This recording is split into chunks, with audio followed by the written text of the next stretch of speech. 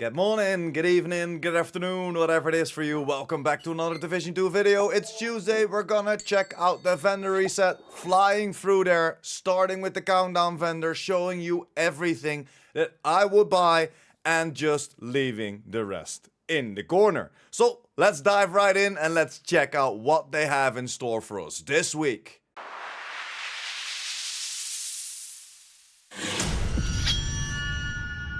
And like I said, starting with the countdown vendor, the Carnage, the Courier, and the Night Watcher are for sale here. The Courier and the Night Watcher aren't really worth it in my humble opinion. The Carnage maybe, because you can just roll that LMG damage to the max cap and optimize the rest if you of course want to go for perfect sadist. And then we are at the White House, but unfortunately it's not worth it. Or at least in my humble opinion it's not worth it. So let's skip it and let's jump over to the clan. And there we are at the clan. There's at least one item that's definitely worth traveling for, but the rest isn't really great. Maybe you want to go for these knee pads of Umbra because it already comes with 13.9% weapon damage. So you can roll that weapon handling away.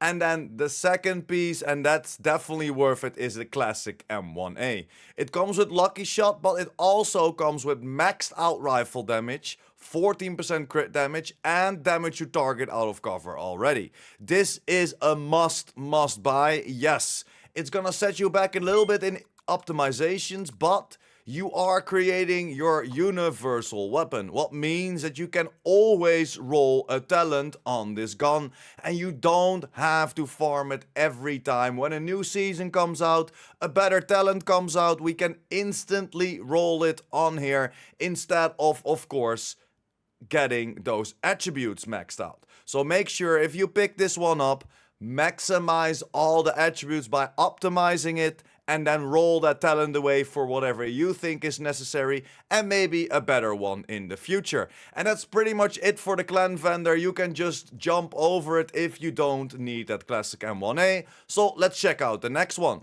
And there we are at the campus, and it's an honorable mention that the Forge is for sale here. This of course comes with 50% shield health and status effects on there. As I said, it's an honorable mention, so if you want to pick it up, you can pick it up, but the rest isn't really worth it. If you don't need that Forge, I will skip the campus. It's not worth it.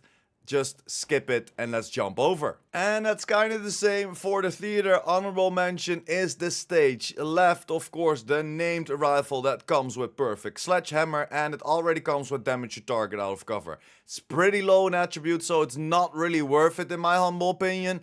But if you're still looking for it, you need it for your proficiency ranks, for your expertise system, you can pick it up at the theater. And again, that's pretty much everything we can pick up.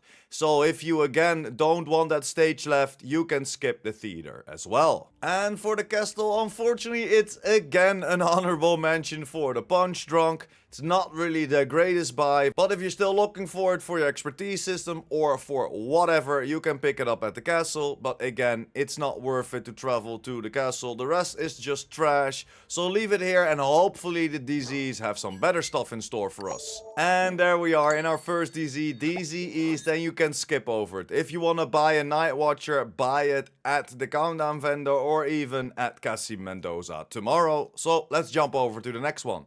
And look at that, DZ South has the dark winner again. It's been a minute that we saw this in the vendors. And of course, this is in the DZ vendor because this is a Dark Zone exclusive.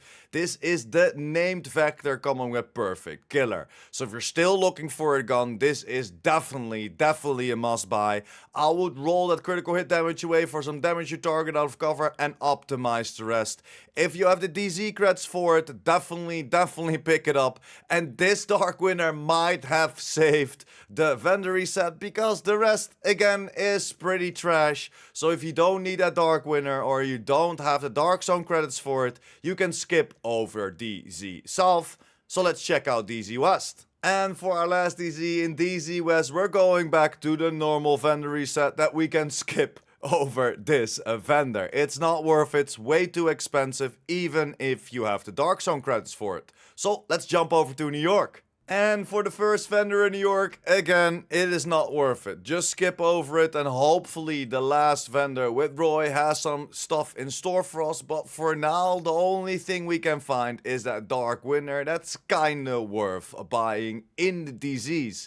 That's kind of the problem. And there we are in New York, and the only thing that might be worth it is the Spaz 12, because this already comes with damage to target out of cover, and the rest of the attributes are pretty high except for the damage to armor. So yes, it's gonna set you back quite a lot in optimizations, but again, you're creating yourself a universal piece. So you can roll that straight away for whatever you think is necessary, or for, of course, a talent that will come in the future with any seasons that will bring us new talents and maybe a very, very good shotgun talent. So if you don't have the Spaz 12 yet and you want to go for it, pick it up. Again, optimize all the attributes and roll the talent away. And the rest, again, isn't really worth it, just like pretty much everything in this vendor reset.